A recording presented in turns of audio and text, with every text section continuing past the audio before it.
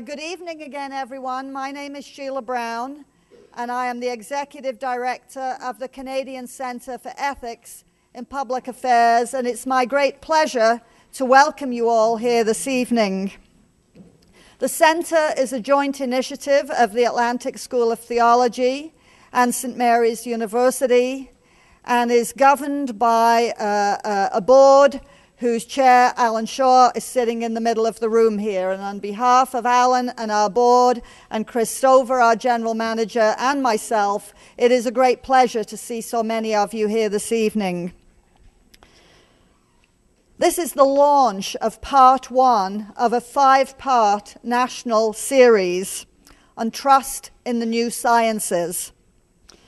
This series will explore the ethical, philosophical, and social implications of advances in the new sciences of genomics, neuroscience, and nanotechnology. And our speaker tonight on engineering selfhood in the 21st century is Dr. Nikolas Rose, who will be introduced more formally in a few moments. The series is made possible by the collaborative efforts of a number of organizations. First, of course, our own organization, the Canadian Centre for Ethics in Public Affairs, but we don't like to work alone, and so we have partnered in developing this series with the Situating Science Knowledge Cluster. Funded by the Social Sciences and Humanities Research Council, the cluster is a 7-year project to promote new ways of bringing together leading scholars studying science and technology from multiple perspectives, and to make that work accessible beyond academia. Part one of this series is also generously supported by Genome Atlantic, which shares, too, the mandate to stimulate discussion about the ethical implications of bioscience. We're also very fortunate to have the support of Genome British Columbia for the presentation of part two of our series in Vancouver in January on personalized genomics and the future of medicine. As you can see on the overhead slide behind me, we will be in Toronto in March, focusing on the future of the body in the age of nanotechnology, in Montreal for part 4 on the neurosciences and their determination to explain the human, and we'll wrap up in Edmonton in April with a presentation and panel discussion on genes, genomics, and human nature with Dr. Evelyn Fox-Keller, who will reprise her lecture here in Halifax on April 5th. Just so that you don't think you're missing out, we are taping all of these lectures, and in this way you'll be able to attend either live or when the lectures are loaded onto both the SESEPA and Situating Science websites. Or you can put your name on the sheet on the table outside as we produce DVDs of all our productions, and they're available for purchase at a very reasonable cost.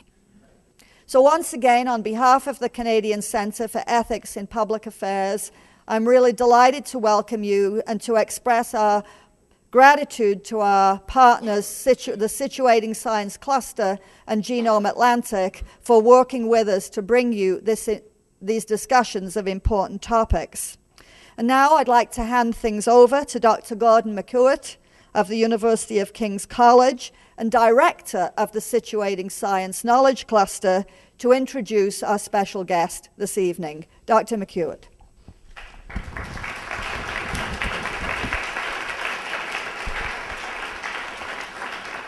We are very pleased to have Nikolas Rose, in part because he started as a developmental biologist, which we have many of them at Dalhousie. He enjoyed washing bottles at his famous brother's laboratory, Stephen Rose, when he was a wee youth, and fought with him over Foucault and Marx as he grew up. But Nikolas Rose turned to social sciences, especially under the influence of Michel Foucault. Dr. Rose is one of the world's foremost authorities on Michel Foucault, and under that influence was the founder of the History of the Present network, which worked on genealogies, the manner of Michel Foucault's History of Sexuality and Madness and Civilization, and also the managing editor of Economy and Society. At the London School of Economics, where he now resides, he is the James Martin White Professor of Sociology and Director of the BIOS Institute or BIOS Center for the study of bioscience, biomedicine, biotechnology, and society. He's author of several books, from the editor with Rabanel of The Essential Foucault, from a psychological context, Inventing Ourselves, Powers of Freedom, Politics of Life Itself, and the most recent, Governing of the Present. And you can get all of these books outside, and maybe we can even convince him to sign a couple. Without any further ado, Nikolas Rose.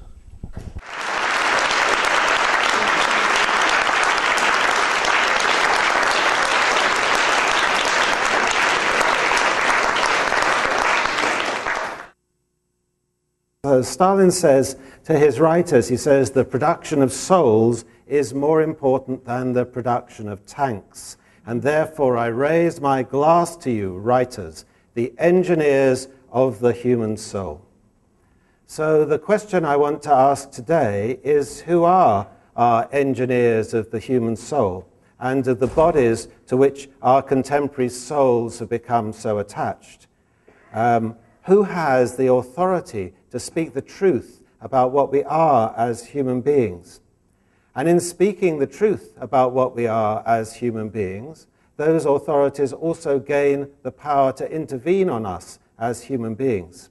Has life itself, our bodies and our minds, become a kind of mechanism that's amenable to engineering in the service of our own desires? Is our vitality, whether it's human or non-human, merely now a standing reserve that we can use for our own ends? And if this is the case, should we, as Stalin suggested, raise a glass to today's engineers of vitality? And can we trust them? In particular, can we trust them when we know that our knowledge today of our bodies and our souls, the production of the scientific truths about ourselves, is dependent on the investment of very significant amounts of both private and public capital, on the politics of institutions, and on a promissory economy of hope and hype? Well, I'm interested in this question because I think it's rather a fundamental one, and that's because I think our lives themselves are to some extent at stake. So let me begin by referring to a work by Ian Wilmot. Many of you may know Ian Wilmot. He was the person who came to fame because of his work on cloning Dolly the sheep. And in 2000, he wrote an account of that work under the perhaps slightly provocative title of The Second Creation, Dolly and the Age of Biological Control. And in that book, he said the following: until the birth of Dolly, scientists were apt to declare that this or that procedure would be, quote, biologically impossible. But now that expression seems to have lost all meaning. In the 21st century and beyond, human ambition will be bound only by the laws of physics, the rules of logic, and our descendants' own sense of right and wrong. Truly, he says, Dolly has taken us into the age of biological control. This means that we can, to go on with Wilmot's quote, this means that we can no longer assume that the biological itself will impose limits on human ambitions. As a result, humans must accept much greater responsibility towards the realm of the biological, which has, in a sense, become a wholly contingent condition. Well, of course, we know that this is scientific hubris. This may have some truth for bugs, some truth for plants, less so for bodies, and even less so for brains, when there is very much that is biologically impossible. Nature says no to our aspirations as often as it says yes, if not more.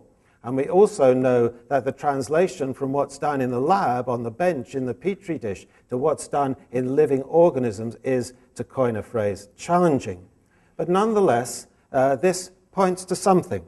It points to the belief that life has indeed become something like a mechanism, amenable in principle to re-engineering. And it also points to the centrality of this management of our individual and collective vitality to our contemporary ethics. So who are these engineers of vitality, and in whose name do they work? And who creates the kind of visions of the future, which this was the title of a BBC TV documentary, the visions of the future which guide and steer that scientific development, and who benefits from those?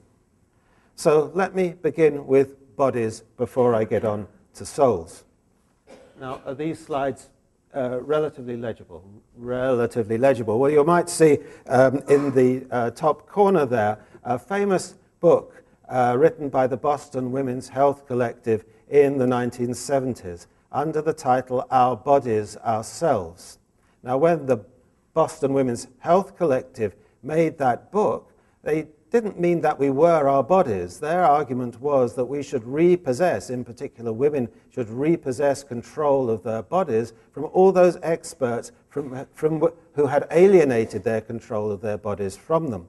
But in a peculiar way, I want to suggest that we do inhabit an age where our bodies have become ourselves, where ideas of selfhood are intrinsically linked to our notions of what our bodies are.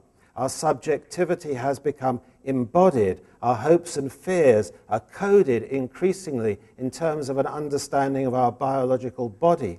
And our attempts to reform or cure or transform ourselves increasingly act through and on our somatic existence, our corporeal existence, our existence as vital living creatures.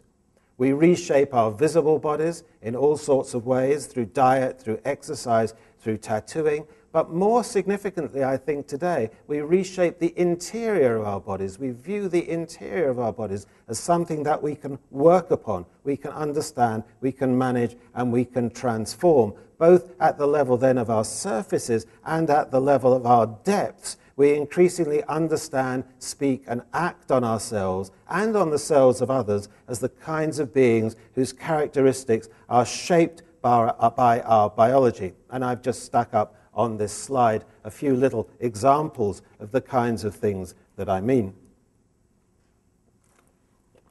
But if we were to leave it at that, I think we'd miss a fundamental aspect of our contemporary ways of thinking about and acting upon our body. And that is the emergence of what I've called elsewhere a molecular gaze. Because our understanding of our bodies now operates increasingly at the molecular level. We've moved from what one might term a molar image of life, the image of life that I put on this side of the screen, from Dr. Tulp's anatomy lessons to the kinds of dissections of the body to show organs, flows of organs, of muscles, of blood, of tissue, which you began to see in the 18th and in the 19th century, these images of the organs that you see there. We've moved from that kind of molar gaze, that kind of clinical gaze that Michel Foucault talked about when he wrote his wonderful book on the birth of clinical medicine, to a gaze that now penetrates and understands the body at a completely different scale, at the molecular scale, at the scale of the interactions between events, functions, activities, interactions that happen between molecules. And I put some tiny illustrations of that on the other side of the screen. And in the move to this molecular vision of life, to use the title of Lily Kay's wonderful book, which traced some of that from the 1930s onwards, in the move towards this molecular vision of life, it appears as if all those complex, vital processes in which life consists no longer need to be understood in any way by invoking any kind of vitalism. The complexity of these living processes can be broken down into simply understandable, engineerable, describable interactions between specific kinds of parts. Complexity can be broken down into these parts, which can, in principle, then be reverse engineered, because once you can break a complex process down into its little parts, you can reassemble, at least in principle, at least in thought, if not in reality, those parts together to produce a different kind of outcome. This is a kind of new ontology of life that I've referred to as a flat ontology of life. You no longer have to understand living processes by looking at deep, fundamental, underlying laws. What you see instead is a world of connections, a world of relays, a world of switches, which can be reorganized, reshaped, reconnected in different ways. Now, one of the areas where I'm working at the moment is in the area of synthetic biology. I don't know how much people know about synthetic biology, but synthetic biology is, if you like, the apotheosis of this way of thinking about vital processes. Vital processes can be broken down into parts in the same way as an electronic machine or a mechanical machine can be broken down into parts. Each part can be specified, each part can be individually identified, and then those parts with their functions can be connected together to make something completely new. To use the title of an event which we're having at the London School of Economics in a couple of weeks' time, to create the organisms that evolution forgot. Now, in this new molecular image of life, vitality, the vital properties of living creatures, now seem as just a technical resource which we can instrumentalize, engineer, and capitalize at our own will. Something's happened to my little machine here, but never mind. It's interesting here that we're sponsored in part by Genome Atlantic, because one of the key areas where one sees these developments occurring is in the way in which individual differences are now understood at this molecular level. This transformation of individual differences to things that can be understood at the molecular level, it seems to me, affects some rather fundamental transformations also in how we're able to think about ourselves. In genetics and genomics, as I'm sure many people here know, we've moved from a simple kind of genetic determinism in which we looked for single genes for specific characteristics, the sort of gene for paradigm, to a different way of thinking in which multiple variations at the single nucleotide polymorphism level, where a C is substituted by a G or an A is substituted by a T, multiple combinations of these single nucleotide polymorphisms shape our individual differences and in particular shape our susceptibilities to common complex disorders like depression. So we've moved from that single genes determinism moment of thinking to a genomic moment of thinking which thinks about multiple protective and predisposing sites, a kind of probabilistic way of thinking about the relationship between our genetic complement and our life chances. One of the most significant ways in which this has been manifested, which I know you'll talk about in some later lectures in this series, is in the emergence of genome-wide association studies. One of the conditions for genome-wide association studies is that the cost of gene sequencing has reduced astronomically. So it now becomes possible to do things that it was never possible to do before, which is to sequence a human genome at tens of thousands, hundreds of thousands, even 1 million different sites. Genome-wide association studies work using this kind of technology. Instead of trying to work out what genes might be responsible for depression, or what genes might be responsible for diagnosis, or even what genes might be responsible for height or for weight, you take people with the condition and people without the condition, several thousand of them, you take genetic samples from them, you throw them into one of these fast-acting gene sequencing procedures, and you simply look at the differences between those who have the conditions and those who don't have the conditions. And on the basis of the signals that you find when you do that, you may identify 20, 30, 50 sites that differentiate those people who have the conditions from those people who don't have the conditions. Now, I've put up on the screen here, if you can see it, some of the results which are often acclaimed of these genome-wide association studies for celiac disease, for atrial fibrillation, for colorectal cancer, for gallstones, etc., etc., etc. This has become the central paradigm of genomic research, at least in biomedicine. This is a probabilistic world which we have entered into, because these combinations of single nucleotide polymorphisms in multiple algorithms do not determine whether or not you're going to get a disease. They simply increase your susceptibility, your probability of getting that disease in certain environmental circumstances. And they do so by identifying these things at the pre-symptomatic level. In principle, it becomes possible to identify those people, if you think through this style of thought, to identify those people who have a susceptibility to a condition before that condition actually manifests itself in frank symptoms. So the language that we're now moving to in this molecularization of individual differences is a language of predisposition, of risk, and susceptibility.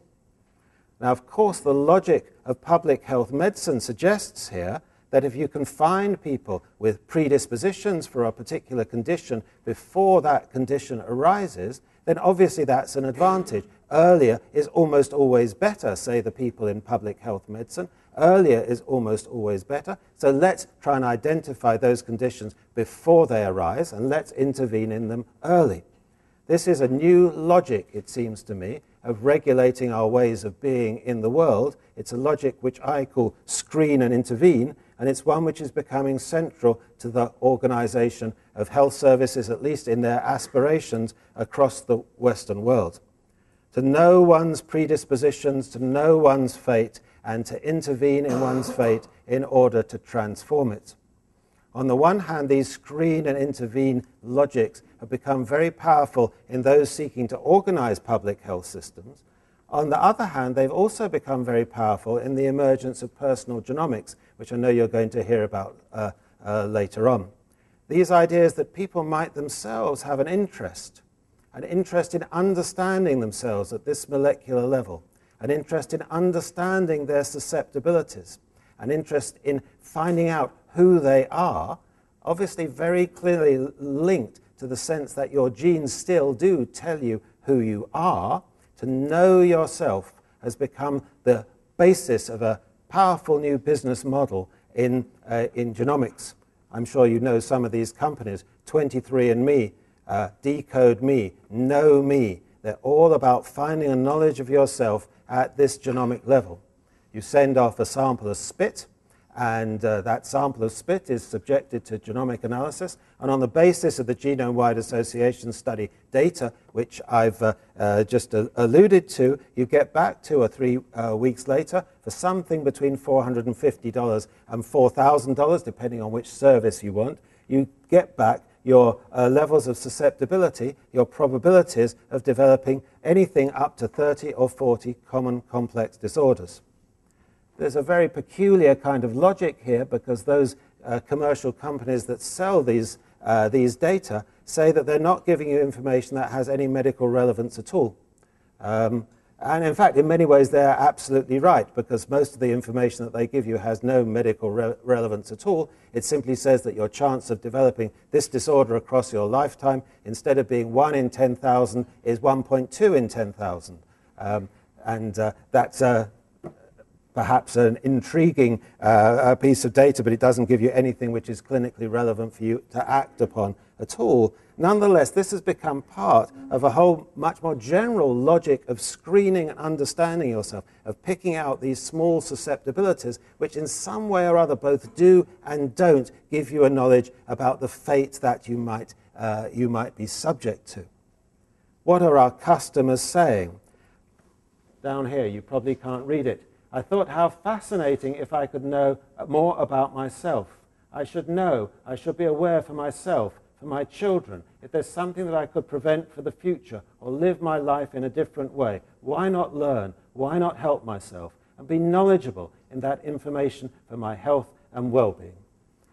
Now, there are many, many things that one might want to say about personal genomics, ranging from the fact that if you send off your spit sample to 2 different personal genomics companies, you'll find quite different estimations of your risk levels and even of your hair color, eye color, and so on and so forth coming back to you.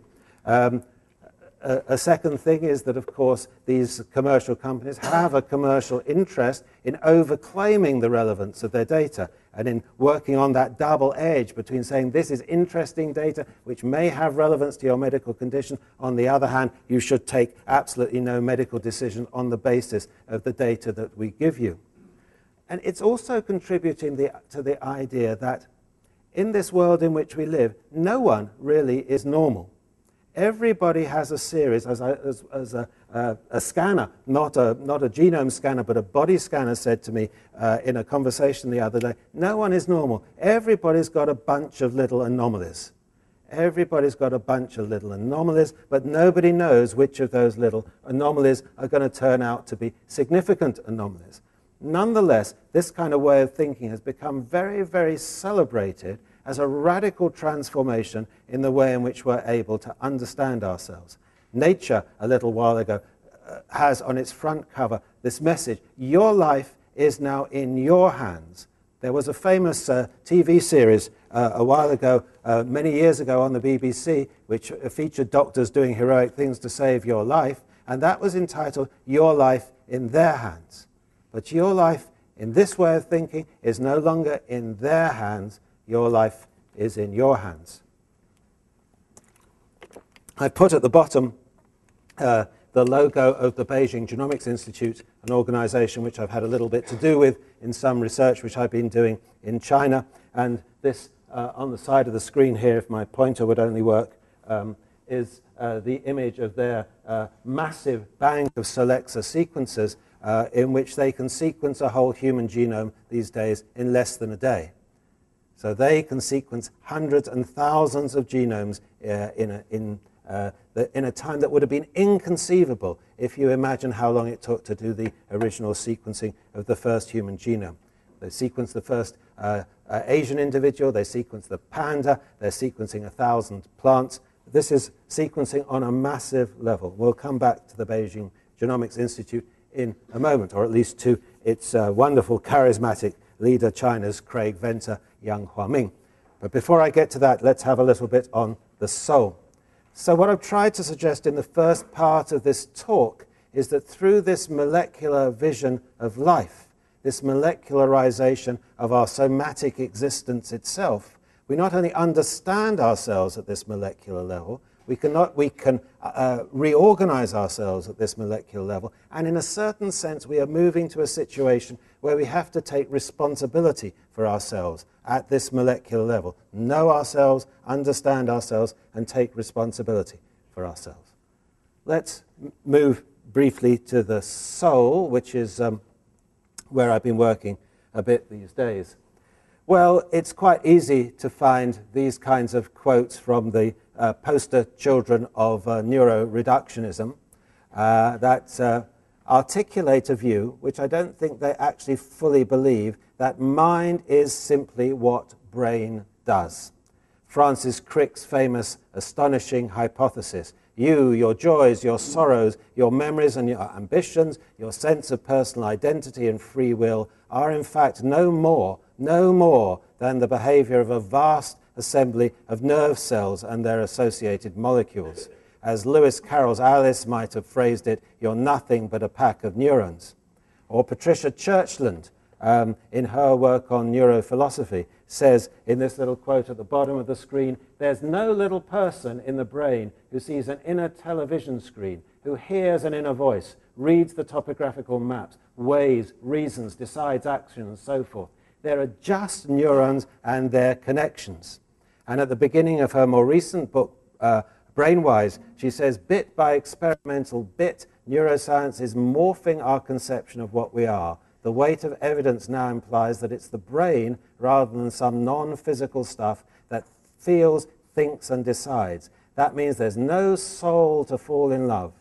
We do still fall in love, and passion is as real as it was. The difference is that we now understand those important feelings to be events happening in the physical brain. Events happening in the physical brain. So what's happened here is, in a series of processes that would be very interesting to trace, and indeed in some of my work I am tracing out, the brain has become construed as an organ like any other organ.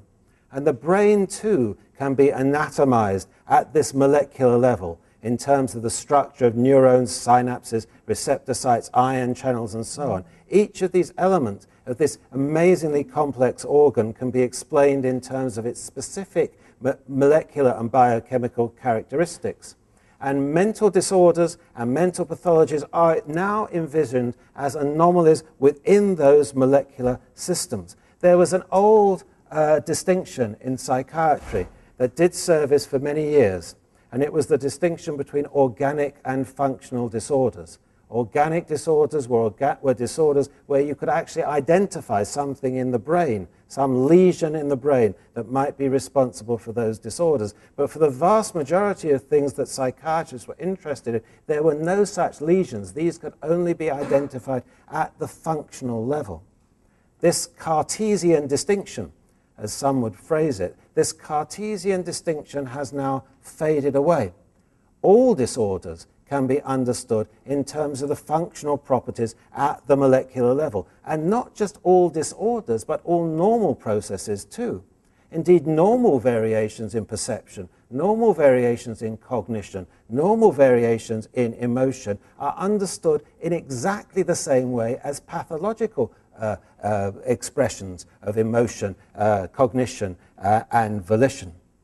The boundary that used to be a profound boundary and a disciplinary boundary between normality and pathology, which grounded a distinction between psychology, which always understood personality traits, and psychiatry, which always understood disorders. If you'd been a reasonably happy kind of a character and you suddenly plunged into despair, that was a state, that was something that psychiatry would deal with. If you were always a rather melancholy chap, that was a personality trait, and that was something that psychology would deal with. Two disciplines, two explanatory systems, two different modes of intervention. That itself has begun to blur. There is no distinction between the way in which you would understand normal variations and pathological variations. When the boundary between normality and pathology breaks down, when those interventions that you might use to transform a pathology might also be used as interventions to modulate normality itself, then something really rather intriguing has happened in this neuromolecular gaze. Now, many social scientists looking at these phenomena have argued that what we've seen is a fundamental mutation in personhood. The French social scientist Alain Ehrenberg talks about the emergence of what he calls the cerebral subject, and makes a contrast between the sujet parlant and the sujet cérébral, the subject that speaks, who was always the subject of psychoanalysis, and indeed the subject of the human sciences, the subject in language, the subject in meaning, the subject in intention, as opposed to the subject that is a brain, fundamentally a cerebral subject in which the brain has become a new social actor. Fernando Vidal extends this metaphor by saying we've seen a transformation from personhood to brainhood. The idea that the human being is constituted essentially by the brain, not just having a brain. We're not just persons in this way of thinking that have a brain, but we're persons who are a brain. The statement, I am a person and I am a brain, become identical. Emily Martin's work on bipolar affective disorder that many of you may have read, Bipolar Expeditions, has been very, very critical of what she calls neuroreductionism in the social sciences. And Martin, like many of the others, Emily Martin's work I very, very much admire, seems to think that these cerebralizations of personhood pose a fundamental threat to the logic and the rationale and the work of the social and human sciences down the generations. That in these ways of thinking, human beings have been reduced to just their brains. Now, I myself, somewhat unwisely a little while ago, talked about the rise of something called a neurochemical self. But I think what I would want to argue today is that in these ways of thinking, human beings are not reduced to simply their brains. But nonetheless, the brain as an organ is opened up to the same kinds of interventions as the body, as a complex of organs, is opened up to a whole range of interventions.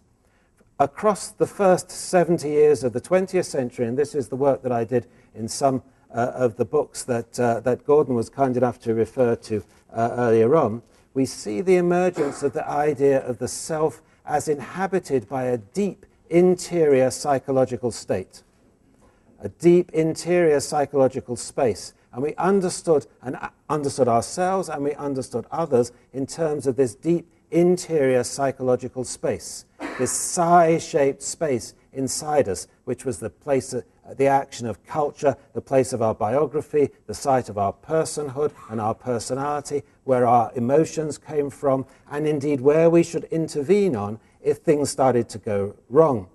The discipline of psychology invented all those languages that we've used for 70 years or more to understand the way in which we act in the world: intelligence, personality, trauma, repression, the unconscious, inferiority complexes, and so on and so forth.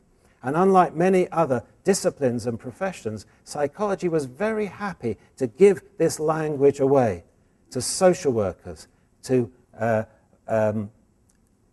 teachers, to probation officers, to prison officers. All began to speak a little bit like psychologists. And this language of the self appeared to enable those people who are managing human beings in all sorts of practices, from the factory to the schoolroom to the family, to manage the conduct of others in a way that seemed legitimate because it was based on a knowledge of what human beings really were. So I suppose the question then is, if what I've said about the rise of the new brain sciences has any salience, what's going to happen when these new brain sciences and these new ways of understanding human beings begin to move out of the laboratory and into the world? A lot of my social scientific colleagues are very fearful of what they regard as neurocolonization, of the colonization of areas that had previously been the locus of action of the social and human sciences by these neurosciences. So we've seen the emergence of neuroeconomics, we've seen the emergence of neuromarketing, we've seen the emergence of neuropolitics, we've seen the emergence of neuroaesthetics, and indeed we've seen the emergence of neurodating. All those activities that have the little prefix neuro to them seem to imply that now, if we're going to have a legitimate understanding of how people act when they buy things, when they believe, when they make decisions, when they make political choices, and when they make the choices as to who to date and who to have relationships with, these things have to be understood at the level of the brain itself. So maybe there is some justification for those arguments that somehow, in some way or other, where psi was, there neuro shall be. That we're moving from this psi, or psychological complex, for the regulation and understanding of government of our own behavior, to what one might call a neurocomplex. There's certainly some evidence that that is becoming the case. In the area of psychiatry, one has seen a great upsurge in neuropsychiatry. The argument all psychiatry really ought to understand all psychiatric conditions as conditions of the brain, to be understood in terms of neurosciences. We've seen the emergence of neurolaw, which asks questions about whether or not our legal system might be fundamentally transformed if we understood the origins of human behavior, the origins of human judgment, and indeed the nature of the will that the legal system works on. If we understood these in neuroscientific terms, we've seen the emergence of a powerful movement of neuroeconomics, saying that decision and choice needs to be understood at the neuroscientific level, at the neurobiological level, not at the level of psychology. And indeed, the choices that we make are usually made at levels which we are not even conscious of. And we've seen the emergence of those other kinds of areas that I've mentioned. So is this neuroscientific way of thinking moving from the lab into everyday life? Well, I think there's some evidence to suggest that it is, and I just want to give you one small bit of evidence here, which comes from a recent piece of work done in the United Kingdom, which was presented to our Public Administration Select Committee in the House of Commons a couple of years ago under the splendid title Governing the Future. And this is the idea of mental capital.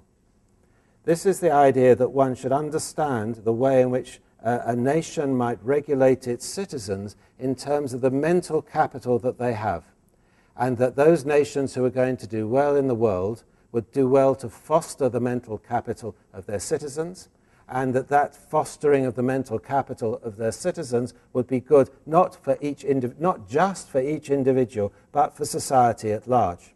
Mental capital is the term that they use here to encompass, as they say, both cognitive and emotional resources. It includes people's cognitive ability, their flexibility and efficiency at learning, their emotional intelligence, their social skills, their resilience in the face of stress. The term therefore captures a dimension of the elements that establish how well an individual is able to contribute to society, and so on. Well, nothing particularly exceptional about that, except where is this mental capital located? Well, the picture on the screen tells the story. Mental capital is located firmly in the brain. It's neuroscience that's illustrated the crucial importance of mental capital. It's neuroscience that's illustrated the crucial importance of boosting brain power in the young and the old. It's neuroscience that's beginning to identify the markers that might enable you to predict learning difficulties as early as infancy. It's neuroscience that's going to enable you to pick the early markers of susceptibility for mental disorders and intervene. And indeed, it's neuroscience that's going to tell you how you're going to preserve a person's cognitive ability throughout their life. For those who've done the history of this, this is a kind of argument very familiar from the mental hygiene movement in the 1930s and 1940s, only now framed in entirely neuroscientific terms. So here's what you do by charting the development of mental capital over the course of life, marking all those things that might increase mental capital and trying to act on those, trying to eliminate all those pink down arrows that reduce the mental capital of each individual and society at large. So that's one way in which the neurosciences are, in my view, beginning to transform the ways in which we understand and seek to govern human conduct. Thinking of human activities, human capacities, and how we should act upon them in neurobiological terms. That, if you like, is a kind of regulation of behavior from above. But what one also sees is the regulation of behavior from below, as increasingly, in terms of this kind of somatic sense of ourselves that I talked about earlier, increasingly people begin to understand their own selves and their capacities in terms of their brains. The brain is beginning to become a very rich source of narratives and techniques for making yourself, becoming familiar with your brain, acting on your brain, stimulating your brain, in some way or other managing your own neural states. And here on the slide here, I've just put a few of the multiple kinds of sites which you can find on the internet which argue that you should stimulate your brain through brain gyms, you should stimulate your brain through the brain diet, you should train your brain, you should seek to have a healthy brain, you should seek to maximize your brain power, and so on. Why I'm rather critical of those people who say that this is a reduction of personhood to brainhood is because what you see here are the injunctions to persons to manage their own brains. Become responsible for managing your own brain. Your ethics, your self-managing techniques have to include an understanding of and an intervention of your own brain. One of the key elements here is the idea that the brain itself is amenable to being managed. The brain is flexible, the brain is malleable, the brain is plastic. And by your own endeavors, by your own actions, you can take care of your own brain, not just for yourself, not just for the good of each, but also for the good of all. Because in doing so, you'll minimize the burden of brain disorders, and you'll minimize all those things that detract from the mental capital which I showed in the previous slide. So what we're seeing here, in the same way as what we saw in relation to the body, is the emergence of the idea that you are responsible for your body and you are responsible for your brain. And in having that obligation to manage your body and manage your brain, you'll not only help realize your own potential, but you'll help the society in which you live. Okay, well, just to move towards the end of this talk then. How have we reached this point when we can engineer, or we can believe that we can engineer both our bodies and our brains? What's shaped these imagined futures that are being ushered in by biotechnology? How can one understand that shaping? I don't think one can understand that shaping without understanding something about the factors that shape the path of development of scientific knowledge. As I said right at the very beginning, at the opening of this talk, the path of scientific knowledge is shaped these days by the requirement for massive investment in producing this truth. Truth is contested, but the production of truth requires the investment by public or by private funds of very considerable sums of money. What becomes true is shaped by these visions of the future, and often by entrepreneurial visions of the future, marked by a kind of venture capitalist entrepreneurship, which I've kind of indicated here by just showing you a few of the biographies here on this slide. Craig Venter, of course, driven by his own ambitions to force into existence a new way of thinking about human genomics. But maybe on this side of the screen, someone slightly different, Zach Lynch of NeuroInsights, who makes a career and a business model out of forecasting the futures that are going to come into existence in this neuro age, and then teaching investors where they should invest their funds in order to bring these futures into existence.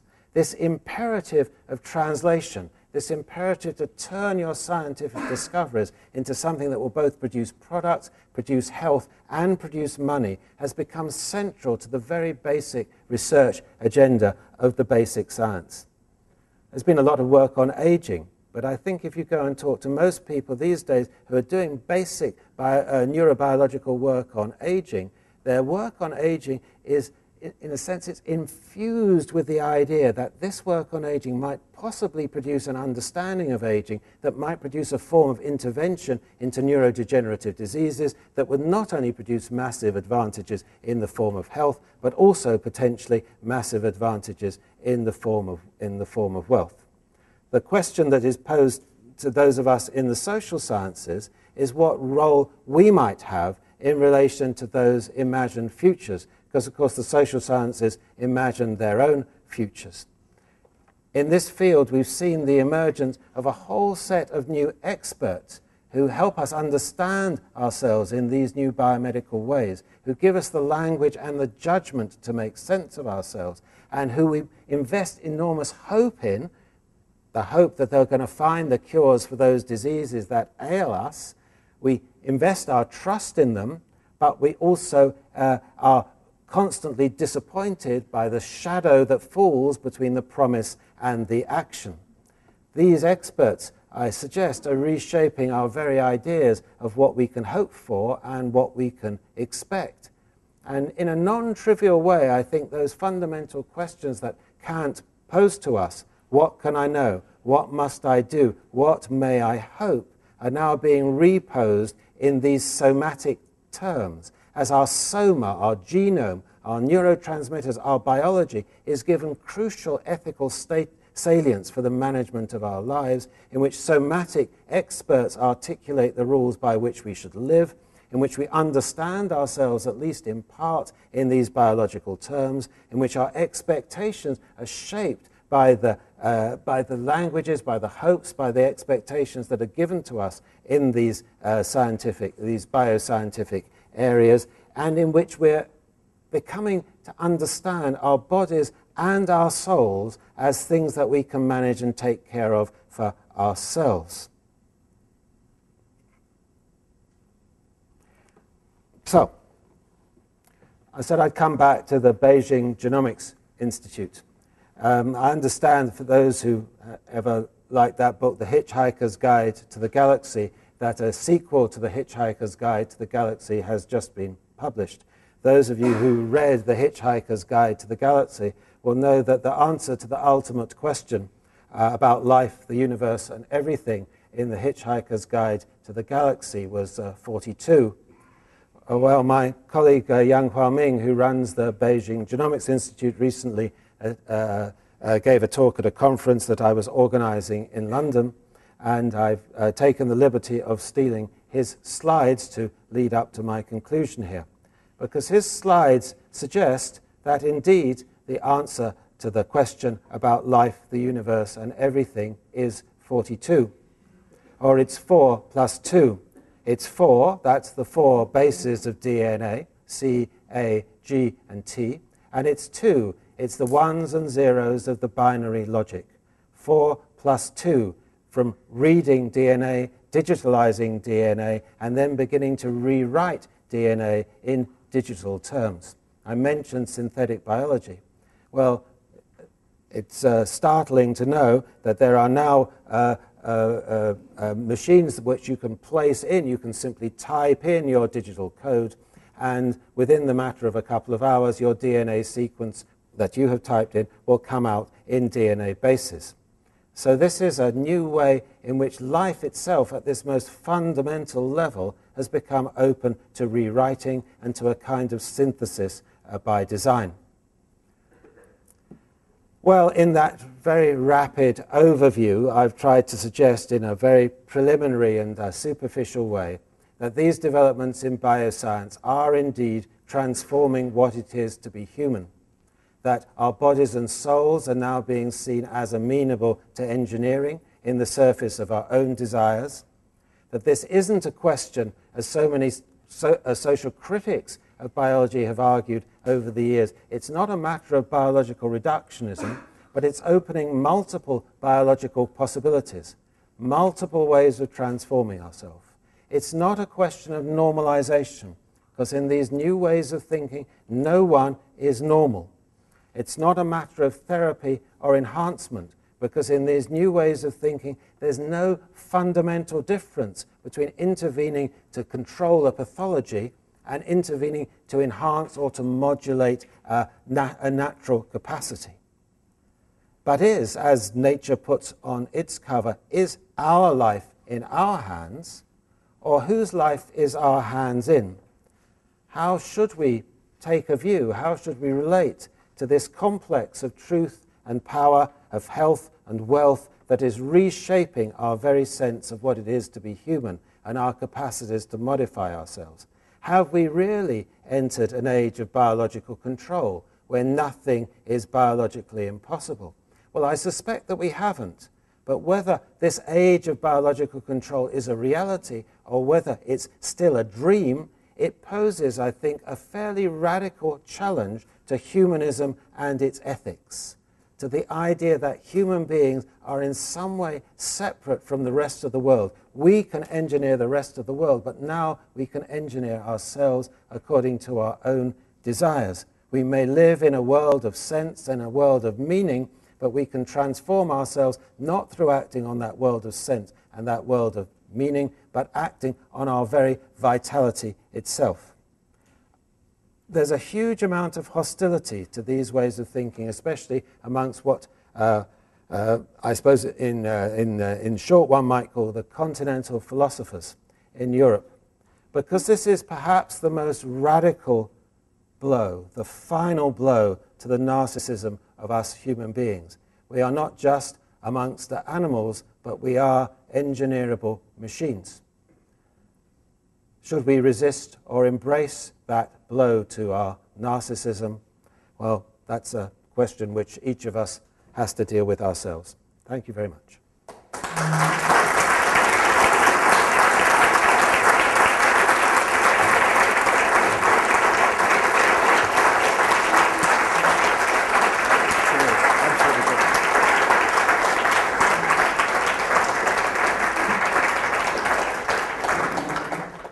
Prominent question in my mind is the concept of self, I believe, although you used imagined for 3 times on the screen and in your talk, imagination itself was not once used. The concept of self, and this is King's University, this grew out of the church. Stephen Hawking tracked science down to the doors of theology. My question is, with the loss of academic freedom and the corporatization and privatization of most research and the militarization of it, who is to determine, other than we the people, what our self is? And is it to be just a memory in a skin? Is it a community? Is it a community of all life? Is it a community of all that sustains that life? I believe that myself is all that I can possibly imagine. And I believe that's the same universally indescribable, unknowable, total self. But I am very much afraid of what may happen to this kind of knowledge. You spoke of Marx earlier and how he thought of people like me. I'm an artist. We create the self. We saw what Mr. Stalin did with that. He used it to destroy humanity. And I see it happening all around us. How do you respond to these ideas? I have to go this way. Okay. I think the idea that our self is in some way pre-social, given to us, understandable purely by intuition, something which the outside world can only corrupt, is very deeply ingrained, but I think it's fundamentally misleading. I think know yourself, that old cliche, know yourself. But how are you to know yourself? What languages are you going to use to think of yourself?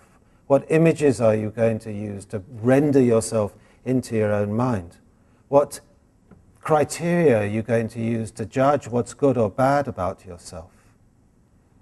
All those languages, those judgments, those images are historical.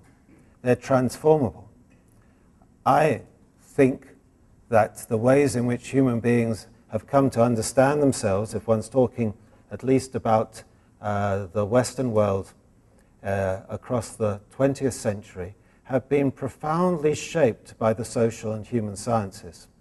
As I tried to indicate, the languages that we use to speak about ourselves, the idea that we have this deep interior shaped by our relations with our parents, understood in these terms like trauma, repression, desire.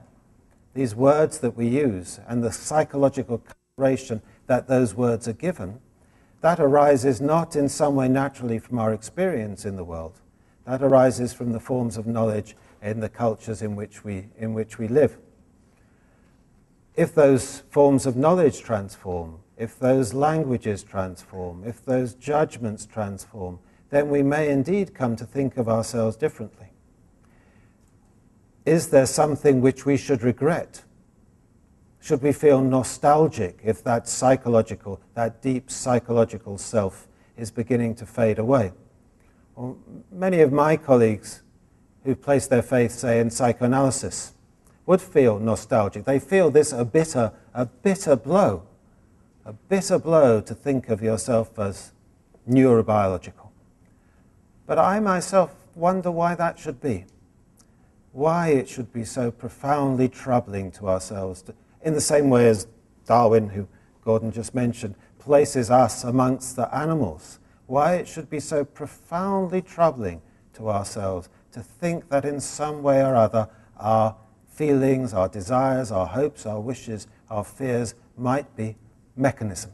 Not merely mechanism, but in some way or other grounded in intelligible mechanism. I know that some people find that a very provocative and worrying thought, and I wonder why.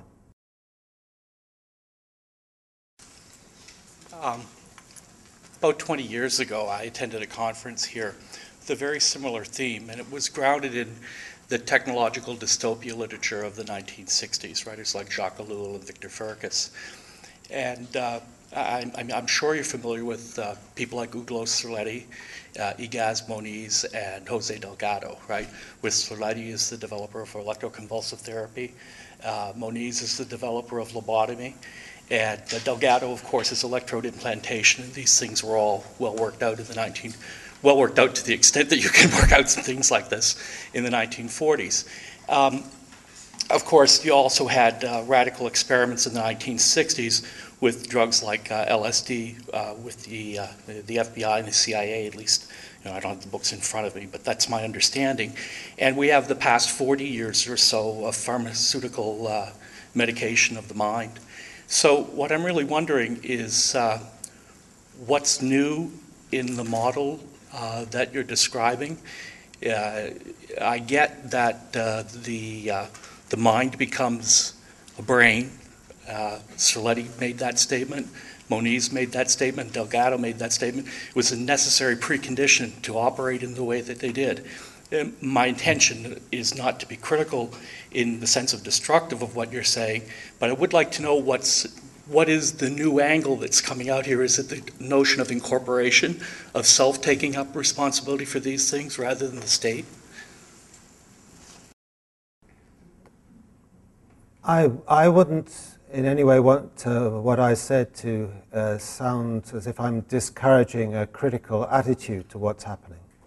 Critical in the sense of being able to make distinctions, because it's only if one can make distinctions that one can make judgments.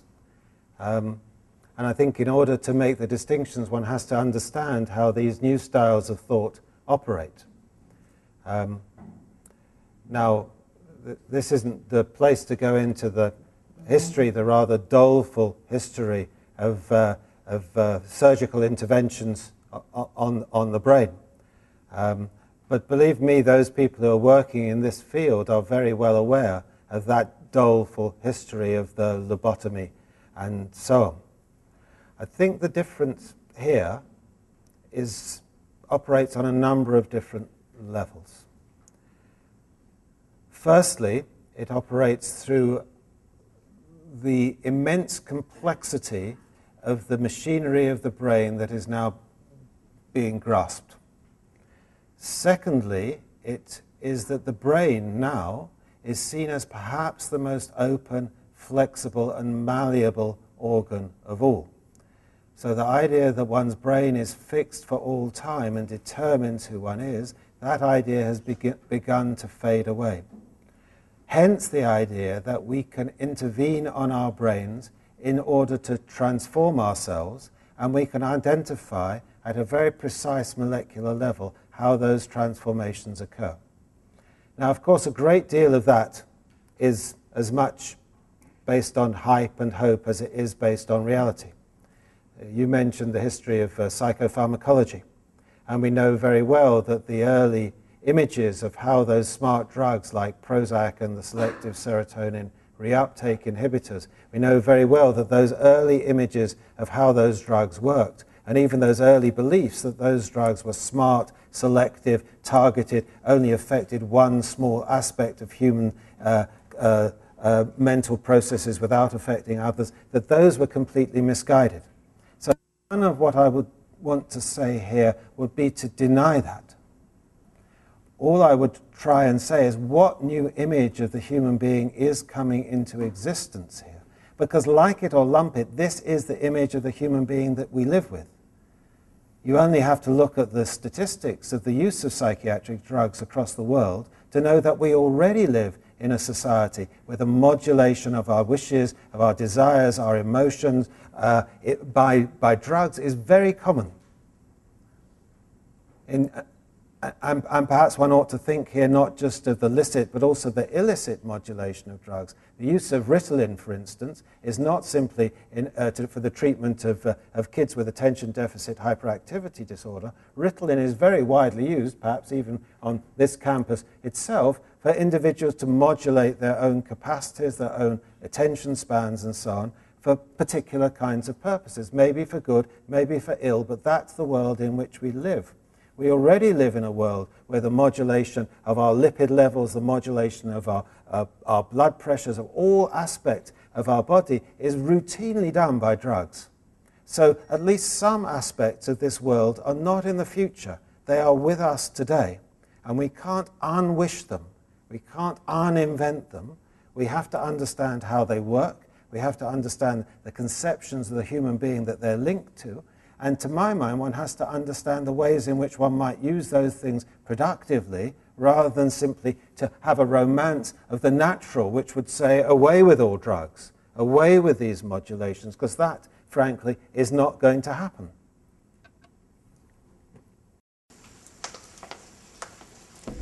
I have a question about the translational imperative, which sounded a bit to me like a vague critique of capitalism and how that plays into the production of scientific knowledge. And I guess that's my question is, one, is it a critique of capitalism? And two, if we believe in an alternative model or a future with a different economic system, can we then believe in a different thrust for scientific knowledge?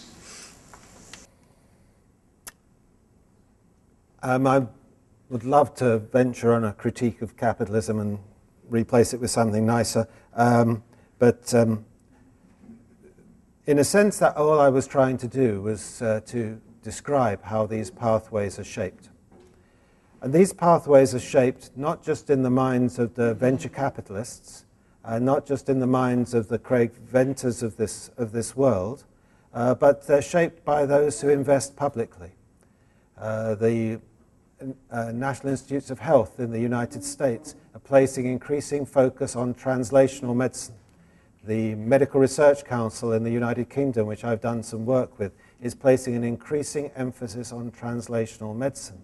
This idea of translation, this idea that knowledge is to produce health, and the ultimate aim of these knowledges of ourselves is to improve ourselves, which is a noble aim, seems to me to have become incorporated into the very fabric of research design, of research funding, of research aspirations. At one level, maybe a lot of it is window dressing. Many of the scientists I talk to say, well, actually, I'm just interested in my own little peptide, but in order to get the money, I have to claim that at some point in the future, this is going to help us cure Alzheimer's. And I know that there's a lot of that happens. But it seems to me that that translational imperative is not so terrible. And that maybe there are bits about that translational imperative that one might want to embrace, because lots of us on the radical side of the agenda have argued that science should place itself in the service of social improvement, that basic science should in some way or other be directed so that the money that we spend in it in some way or other improves the lives, especially the lives of the worst off. So that's one thing. The second thing is that it's very easy, I think, to, especially these days, to portray the pharmaceutical companies as the villains of the piece, portray the venture capitalists as the villains of the piece. But I don't know of any drug that's been brought to market without that imperative of making a profit out of it. I think the operation of the pharmaceutical companies is highly problematic. It needs to be investigated and needs to be transformed, and the kinds of structures of reward which they operate within and the claims which they make about the cost of bringing drugs to market and so on and so forth need to be very rigorously investigated. But I don't think one can imagine a time in my time, perhaps in yours, when the production of these kinds of interventions is going to become possible outside market conditions. So the question is how... Sorry? The Salk vaccine was given to us by its inventor. He never made a cent from it. Yes, I know. Joseph Salk, immediately afterwards, he's on the Ed Murrow show. You can see this on YouTube, actually. And he's being interviewed by Ed Murrow. And Ed Murrow says something like, if I get this right, Dr. Salk, who owns the patent on your vaccine? And he says in that famous way, the patent? There is no patent. You might as well patent the sun, he says. I gave a talk on this recently, actually, in Singapore, and I contrasted this with a document from a Danish university that I'd come across. And this document from a Danish university, which was encouraging closer relations between the university and industry, was headed From Thought to Invoice. From thought to invoice. So I am not defending what you call the corporatization of the university. But I am saying that if you want to understand how this is operating, if you want to describe and understand the transformations that are happening, it's perhaps necessary to step back a little bit from the criticism to understand the processes and the transformations. That's a feeble answer, I know, from someone who began with the, So I think that a lot of what you've presented here points in some ways to questions about reproduction as well as questions about neuroscience. I think that the idea of mental capital, especially, and the way that countries, especially in the Western world, are trying to deal with population decline and some issues that will result in skill shortages and knowledge shortages and these kinds of things, are questions that need to be thought about. And I guess I'm just wondering if any of your work around the genome or around the construction of the self, around this new biological, or this idea of the biological, has come across how this has been mapped on women's bodies as opposed to maybe women's brains in the same way. So we're seeing more policies that want to treat women as who are prior to age of reproduction as pre-pregnant. So they're supposed to take care of their bodies in the interest of making sure that environmental factors don't contaminate their future children, or like these kinds of ideas that are becoming increasingly prevalent, and using the content of new biological discovery and new genome research? I mean, I think the short answer to your question is yes. But I don't think there's anything too new in that argument that women ought to preserve their bodies as temples in order to produce the best possible offspring for their families, for the race and for the nation. I mean, you can trace those arguments back to the beginning of this century and before. So the responsibilization of women for the management of their own bodies in the interests of procreation, I think, is not particularly new. On the other hand,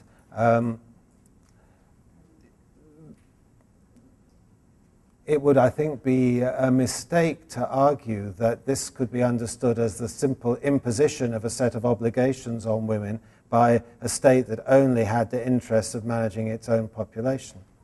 As I mentioned before, I do some work in China. And one of the interesting things in China, which, as everybody knows, has had the one-child policy for many, many years, is the great interest in assisted reproductive technologies in China. There's a great desire for use of assisted reproductive technologies in China, despite the fact that they are all paid for out of pocket. The desire to have a child, indeed the desire to have the perfect child, seems to be something that has been implanted, whether by a state or by other means, in many, many people within the Chinese population. So to some extent, this is not simply an imposition from above, but it's also a movement from below. And I think unless one tries to understand that dynamic and the ways in which what starts off as an imposition becomes an aspiration, and then a demand, and then a right, as we've seen in the UK, for instance, where the demand for assisted reproduction has been turned into a demand that right be met, and that right be met on our National Health Service. Some infertility has become a disease, a treatable disease. So I think you need to understand that dynamic in order to begin to address the question that you're talking about. Whether we're seeing, as some people have suggested, a kind of a general reformation of a politics of the population, a politics which takes the size, the quality, the dimensions of the population as a whole as its object, as we saw across the 19th and the first half of the 20th century. That I'm not so sure about, and that I think would be interesting to have a debate about. I think these things operate far more at the level of the individual than at the level of the management of populations as a whole. when you said at the beginning of your talk and also at the very end that what becomes true is shaped by visions of the future, and you certainly presented a few of these visions. I think one could also term that self-fulfilling prophecy. Maybe that statement itself is even a self-fulfilling prophecy. But I think you first have to accept the basic premises on which all these visions and prophecies are based. And I would like to say that when these premises on which they are based, some of them, they might not be so true as they seem. When you go you presented the example of going from psi to neuro, and that all kinds of new things, politics and so on, emerge. I would say it doesn't emerge. These are just sort of side effects, maybe some fringe sciences, some proto-sciences or something which happen, but the real emergence takes place when you go from neo to psi, when you go from the more fundamental science to from the more abstract to the more practical one, going from physics to chemistry or from chemistry to biology and so on. And when Francis Crick said that our souls or minds are just a vast assembly of neurons, I think that just shows his ignorance and his arrogance. And even he might have been a Nobel Prize winner. You certainly also know that he won a Nobel Prize by stealing other people's research. So, yeah, I think just that, can you comment on how strongly do you think it is true that by understanding the molecular basis of life, it is possible to understand life itself, and maybe also related to the underlying physical laws, because you cannot just go down to the neurons. You can even go further down. You can go down to the fundamental particles of physics. Most people don't do that because they don't understand quantum theory or field theory or so on. So it just stops at the neurons. But you certainly can go further. Okay. Well, there are a lot of things in there. Let me try and sort out just two. Just to correct misperception, perhaps. When I quoted in Wilmot saying the idea that something is biologically impossible has ceased to have any meaning, I wasn't agreeing with Wilmot. I think he's quite wrong about that. I think there are many, many, many things that are still, and probably will be for many years, impossible, biologically impossible. The brain repair, for instance, is one of the things which at the moment we have no idea how we might do. We have small hints as to how that might be possible, but if you talk to most neuroscientists who work on stroke, say, they suggest that some aspects of how you might transform an adult brain that suffered a stroke are both biologically unknown and at the moment biologically impossible. So what I was trying to suggest by that was not that Wilmot captured a reality, but he captured a certain way of thinking that if you can only reduce life to mechanism, then you can transform it at will. And this way of thinking, this style of thought, this emergent style of thought, is what I think is so powerful here, and what I was trying to characterize. So that's the first part of what I was saying. The second part of what I was trying to say is links to your question, because I think it would be a mistake to believe that the kind of bald neuroreductionism of Francis Crick or Patricia Churchland does characterize how people are thinking about mind-brain relationships these days. I don't think they're thinking that you can simply reduce mental processes to physical occurrences or molecular occurrences in the brain.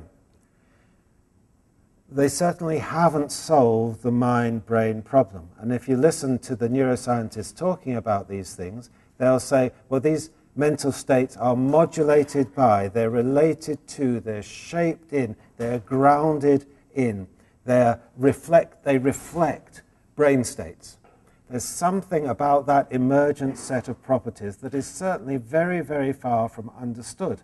And I don't think at that level neuroscience has got much closer to solving that fundamental philosophical question of the relationship between mental states and brain states.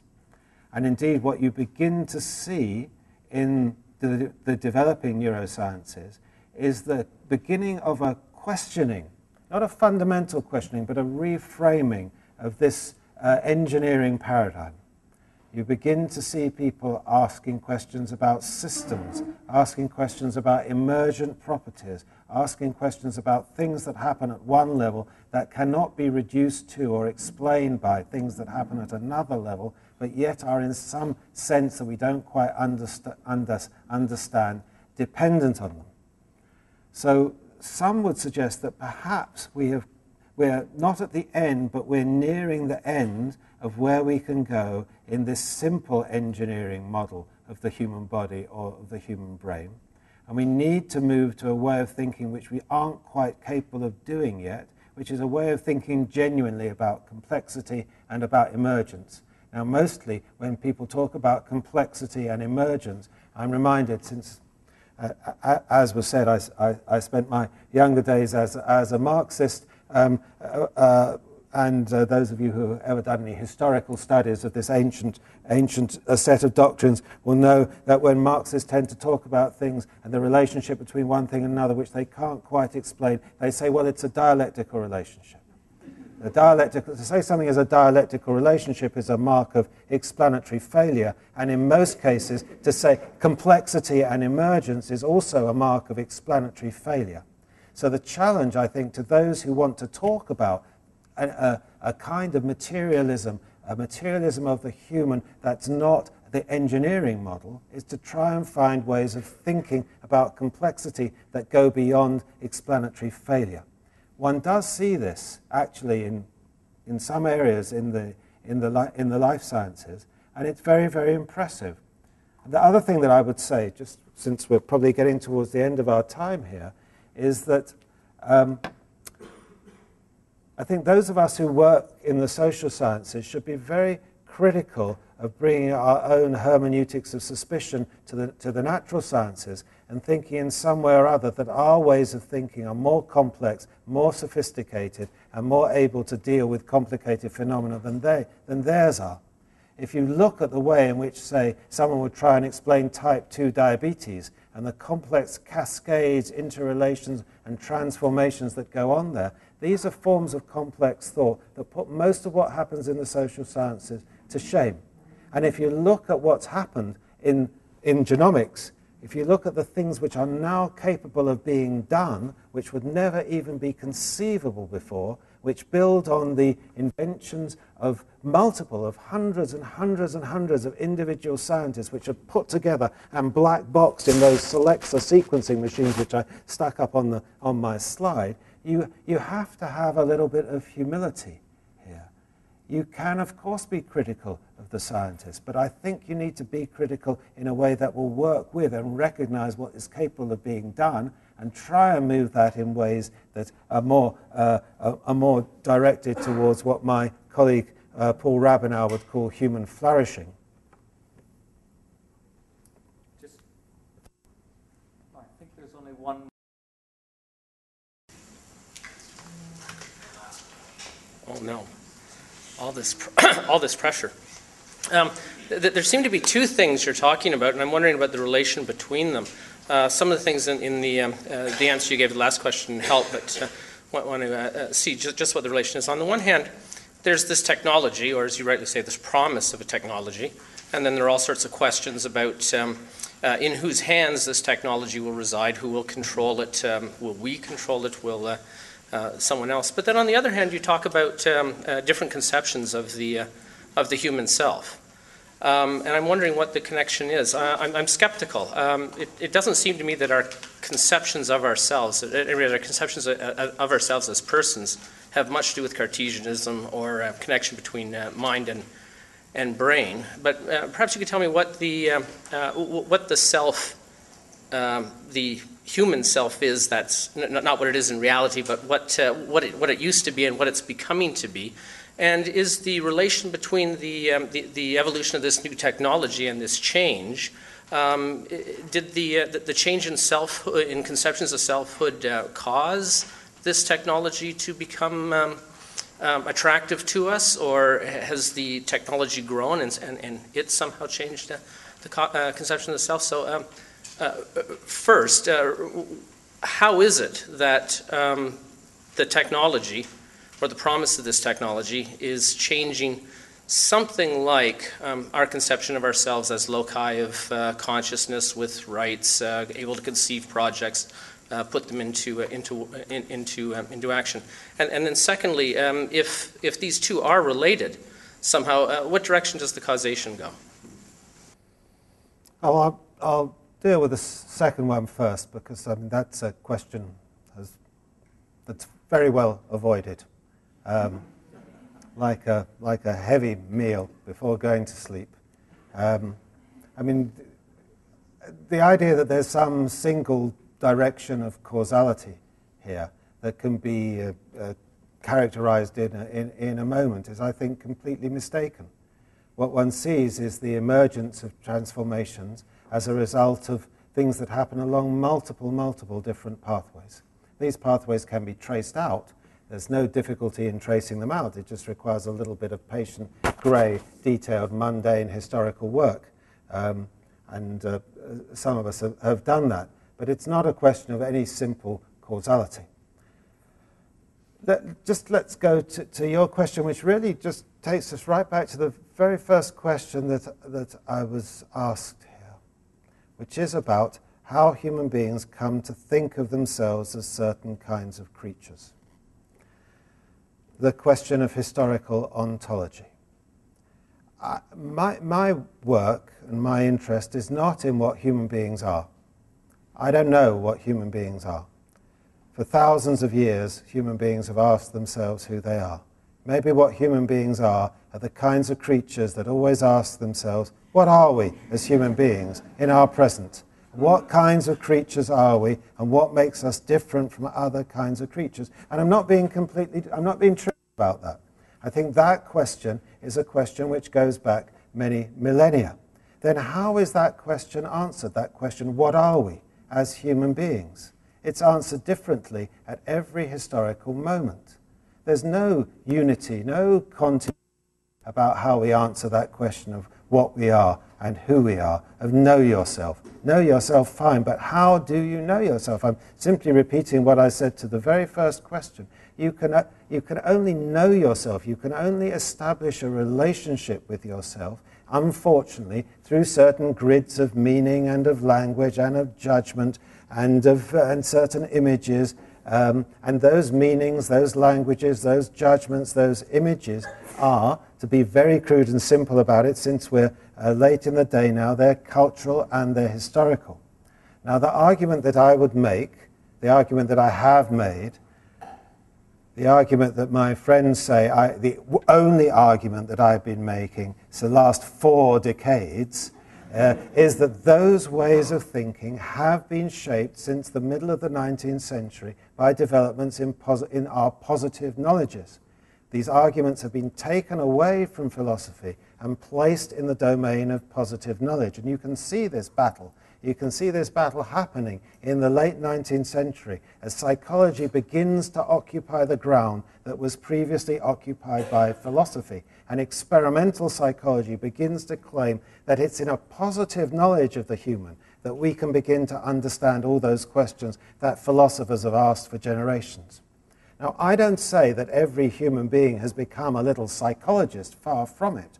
But what I do say is that the languages, the beliefs, the techniques, and the judgment of these positive sciences have penetrated far and wide across our culture. From the idea of intelligence as something that varies from human being to human being, that can be characterized, that maybe is distributed along something like a normal curve. Some people have more of it, some people have less of it. The idea that we have things like personality, What was a personality? That very idea of personality invented in the late 19th century. Now we say with glibness, oh yes, my personality is this, he's a personality, your personality is this. Personality takes over from an earlier notion of character. And one could go on. Ian Hacking, doing very interesting work on the idea of trauma, has done some of that work on historical ontology as well. And one can look at almost all these terms which human beings use to characterize themselves. Now, of course, we've not all come to talk like psychologists. We use different languages to be Weberian about it in different departments of our lives. But I happen to think, and I would argue this if we had more time, that psychology, these psychological languages have had the capacity to infiltrate ourselves, to infiltrate themselves into the bedroom, into the church, into the prison, into the factory, into the army. And they have transformed the way not only in which our authorities think about ourselves, and that cannot be denied, but the ways in which we ourselves have come to think about ourselves and judge ourselves. I'm simply repeating myself here. So if this is the case, if the way in which we understand ourselves depends in part upon the authoritative, authorized knowledges that are given to us by experts, then as those authoritative, authorized knowledges transform, so will our ways of understanding ourselves, and so will our ways of acting on ourselves and judging ourselves. And I gave some trivial, superficial examples here of the way in which these notions of the brain as the object which you should take to try and improve yourself have become very widely circulating. The brain as something which you can act upon yourself. Whether this will last, I don't know. As I said in the discussion that I had with some of you who are here earlier on today, I don't think we're at the beginning of something or the end of something. There's not some fundamental change. It's not an epoch that's ending or an epoch that's beginning. We're in the middle of a transformation, and we don't know how it's going to end. But writing in the middle, I think it's possible to begin to identify some new figure of the human that's beginning to emerge, and that's what I tried to characterize crudely, superficially, and all too briefly today.